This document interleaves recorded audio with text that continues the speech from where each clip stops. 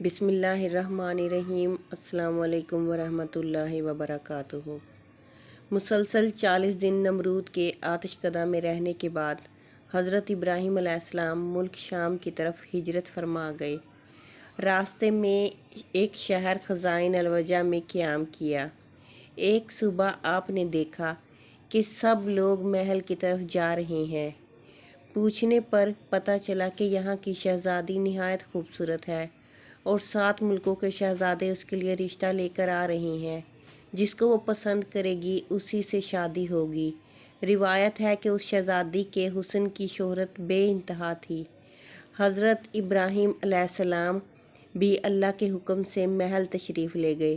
جب شہزادی نقاب اوڑھے اپنے باپ کے ساتھ جلوہ افروز ہوئی تو اس کو اتنے زیادہ رش میں ایک شخص کی پیشانی چمکتی ہوئی نظر آئی۔ شہزادی نے فیصلہ سنا دیا کہ میں اسی شخص سے شادی کروں گی۔ وہ شخص حضرت ابراہیم علیہ السلام تھے اور ان کے ماتھے پر نور محمدی صلی اللہ علیہ وسلم تھا، جس پر شہزادی اپنا دل ہار بیٹھی تھی۔ دوستو، وہ شہزادی حضرت سارہ علیہ السلام تھی۔ بادشاہ کے بہت منع کرنے کے باوجود بھی حضرت سارہ کا نکاح حضرت ابراہیم علیہ السلام سے ہو گیا، اور بادشاہ اس لیے منع کرتا رہا کہ یہ مسافر ہے اور اس کے پاس دولت بھی نہیں۔ خیر، شادی کے بعد بادشاہ نے بے انتہا جانور، دھن دولت اپنی بیٹی کو دے کر روانہ کیا، اور پھر حضرت ابراہیم علیہ السلام نے اپنی بیوی حضرت سارہ سلام اللہ علیہ کو لے کر مصر کی طرف ہجرت فرما گئے۔ مصر میں اس وقت قبطیوں کی حکومت تھی، اور یاد رہے قبطیوں کے ہر بادشاہ کو فرعون کے لقب سے پکارا جاتا تھا۔ کچھ لوگ سمجھتے ہیں کہ فرعون خاص اس بادشاہ کا نام تھا جو حضرت موسیٰ علیہ السلام کے زمانے میں تھا، جبکہ فرعون کسی بھی بادشاہ کا نام تاریخ میں نہیں رہا۔ فرعون ایک لقب ہے جو کہ قبطیوں کے تمام بادشاہوں کے لیے بولا جاتا تھا۔ اس وقت عمرو بن امرت القیس وہاں کا فرعون بادشاہ تھا۔ راستے میں کچھ لوگوں نے کہا کہ اے حضرت ابراہیم علیہ السلام، مصر کا بادشاہ بہت ظالم ہے۔ وہ عورتوں کی خواہش بہت رکھتا ہے، اور بالخصوص نئی نویلی دلہنوں کا تو زیادہ شوقین ہے، اور بہت جلد اس کی طرف مائل ہو جاتا ہے۔ اس کے راستے پر 10 لوگ متعین ہوتے ہیں۔ جو کوئی مال و اسباب مصر لے جاتا ہے اس کو پکڑ کر اس سے اس کا مال محصول کر لیتے ہیں، اور اگر کوئی سوداگر عورت کو ساتھ لے جاتا ہے تو وہ اس عورت کو اس سے چھین لیتا ہے۔ یہ سن کر حضرت ابراہیم علیہ السلام بے حد پریشان ہوئے، کیونکہ وہ جانتے تھے کہ میری بیوی سارہ جیسا حسن اس پورے جہان میں اس وقت نہیں ہے۔ لیکن خیر، یہ ہجرت اللہ کے حکم سے تھی، اسی لیے آپ نے سفر جاری رکھا۔ ادھر دوسری طرف فرعون کو پہلے ہی اطلاع مل چکی تھی کہ ایک آدمی نہایت خوبصورت لڑکی کے ساتھ مصر کی طرف رواں دواں ہے۔ چنانچہ اس نے پہلے ہی اپنے فوجی دستے کو حکم دے رکھا تھا کہ جیسے ہی یہ لوگ مصر کی حدود میں داخل ہوں ان کو میرے پاس لے آنا۔ بس جیسے ہی حضرت ابراہیم علیہ السلام مصر پہنچے تو فرعون کے فوجیوں نے آپ علیہ السلام کو گرفتار کر لیا اور محل میں لے آئے، اور محل کے سب سے خوبصورت کمرے میں ان کو ٹھہرا دیا گیا۔ بادشاہ ان کے حسن کے بارے میں اپنے کارندوں سے آگاہ ہو چکا تھا۔ اس کی نیت جو پہلے ہی خراب تھی، وہ اب اس کا ارادہ اور زیادہ برا ہو گیا۔ اب اس نے حکم دیا کہ اس لڑکی کو نہلا دھلا کر لباس فاخرہ پہنا کر میری خلوت گاہ میں لے آؤ۔ ملعون کے حکم کی تعمیل کی گئی۔ جب حضرت سارہ سلام اللہ علیہ کو تیار کر کے فرعون کی خلوت گاہ میں پہنچا دیا گیا تو آپ وہاں پر اللہ کے حضور عبادت الہی میں مصروف ہو گئیں۔ صحیح بخاری کی حدیث نمبر 2217 میں یہ واقعہ تفصیل سے درج ہے۔ چنانچہ فرعون خلوت گاہ پہنچا اور حضرت بی بی سارہ سلام اللہ علیہ کی عبادت ختم ہونے کا انتظار کرنے لگا۔ حدیث پاک کے الفاظ ہیں کہ حضرت بی بی سارہ سلام اللہ علیہ نے اللہ پاک سے یوں دعا کی: اے اللہ، اگر میں تجھ پر اور تیرے رسول ابراہیم علیہ السلام پر ایمان رکھتی ہوں، اور اگر میں نے اپنے شوہر کے سوا اپنی شرمگاہ کی حفاظت کی ہے تو مجھ پر ایک کافر کو مسلط نہ کر۔ اب حضرت سارہ سلام اللہ علیہ کوئی عام خاتون تو تھی نہیں، بلکہ حضرت سارہ بے شمار معنوی اور اخلاقی فضائل و کمالات کی حامل خاتون تھی، اور قضائے الہی پر صبر و تحمل کے ساتھ راضی رہنا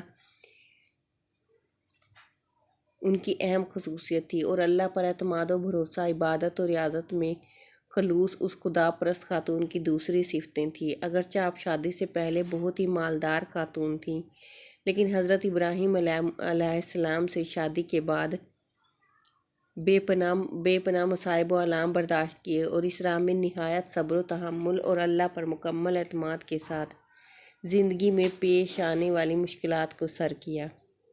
اللہ نے آپ کی ہر دعا قبول فرمائی تھی۔ چنانچہ جب نماز پڑھ کر آپ کھڑی ہوئیں تو فرعون گندی نیت سے آگے بڑھنے لگا۔ حضرت سارہ پیچھے ہٹنے لگیں اور ٹھوکر کھا کر بستر پر جا گریں۔ یہ دیکھ کر قبطیوں کا بادشاہ ہنس پڑا اور برہنہ ہونے لگا۔ بس اللہ تعالیٰ کا عذاب شروع ہو گیا اور اس کے پاؤں زمین میں دھنسنے لگے۔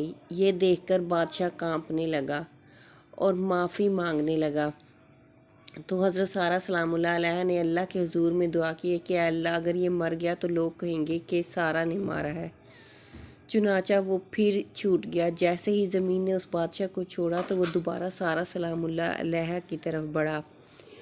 حضرت سارہ سلام اللہ علیہ نے پھر سے دعا کی، اے اللہ، اگر میں تجھ پر اور تیرے رسول پر ایمان رکھتی ہوں اور اپنے شوہر کے سوا ہر موقع پر میں نے اپنی شرمگاہ کی حفاظت کی ہے تو تم مجھ پر اس کافر کو مسلط نہ کر۔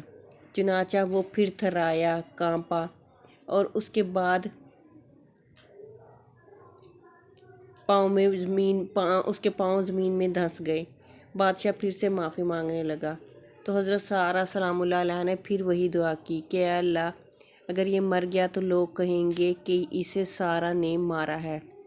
اب دوسری مرتبہ یا تیسری مرتبہ بھی وہ بادشاہ چھوڑ دیا گیا، اور آخر بادشاہ نے اپنے درباریوں کو بلایا اور کہنے لگا، تم لوگوں نے میرے پاس غلط لڑکی کو بھیجا ہے، یہ تو کوئی انسان ہی نہیں ہے۔ چنانچہ اس نے اپنی بیٹی ہاجرہ، جو بعد میں حضرت ہاجرہ علیہ السلام اللہ علیہ کے نام سے مشہور ہوئیں، کو حضرت سارہ کے حوالے کر دیا اور کہنے لگا کہ میں چاہتا ہوں کہ یہ تمہاری کنیز بن کر رہے اور آپ جیسی پاک باز بن جائے۔ پھر بہت سارا مال و دولت دیکھ کر بادشاہ نے اپنی بیٹی حضرت ہاجرہ اور حضرت سارہ کو رخصت کیا۔ پھر حضرت سارہ حضرت ابراہیم علیہ السلام کے پاس آئیں اور سارا ماجرا سنایا۔ چنانچہ حضرت ہاجرہ نے ابراہیمی گھرانے میں پوری تربیت حاصل کی، اور 85 سال کی عمر میں جب کہ آپ اولاد سے مایوس ہو رہے تھے، حضرت سارہ نے حضرت ابراہیم علیہ السلام سے خود کہا کہ ہاجرہ سے شادی کر لو، شاید اللہ پاک انہی کے ذریعے سے تم کو اولاد عطا کرے۔ چنانچہ ایسا ہی ہوا کہ شادی کے بعد حضرت ہاجرہ حاملہ ہوئیں، اور ان کو خواب میں فرشتے نے بشارت دی کہ تو ایک بیٹا جنے گی اور اس کا نام اسماعیل رکھنا، کہ اللہ تعالیٰ نے تیرا دکھ سن لیا۔ حضرت ابراہیم علیہ السلام کی عمر مبارکہ 100 برس اور حضرت آپ علیہ السلام کی اہلیہ حضرت سارہ کی عمر 90 سال تھی جب ان کے ہاں حضرت اسحاق علیہ السلام پیدا ہوئے۔ ان دنوں حضرت ابراہیم علیہ السلام ملک شام میں رہائش پذیر تھے، جبکہ بڑے صاحبزادے حضرت اسماعیل علیہ السلام 14 سال سے مکہ مکرمہ میں اپنی والدہ حضرت ہاجرہ سلام اللہ علیہ کے ساتھ مقیم تھے۔ حضرت اسماعیل علیہ السلام کی نسل سے عرب کے تمام قبائل وجود میں آئے۔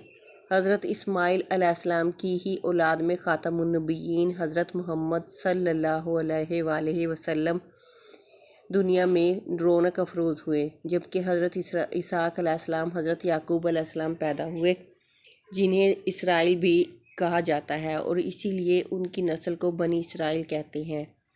بنی اسرائیل میں سے جو انبیاء دنیا میں آئے ان کی تعداد بہت زیادہ ہے، تاہم بنی اسرائیل میں نبوت کا سلسلہ حضرت عیسیٰ علیہ السلام پر ختم ہوا۔ حضرت بی بی سارہ سلام اللہ علیہ کا انتقال 127 برس کی عمر میں ہوا، اور حضرت ابراہیم علیہ السلام نے ان کی تدفین کنعان کی بستی ہیبرون میں کی۔ اللہ پاک سے دعا ہے کہ وہ ہماری ماں اور بہنوں کو حضرت بی بی سلام اللہ علیہ جیسی پاک دامنی نصیب فرمائے، آمین یا رب العالمین۔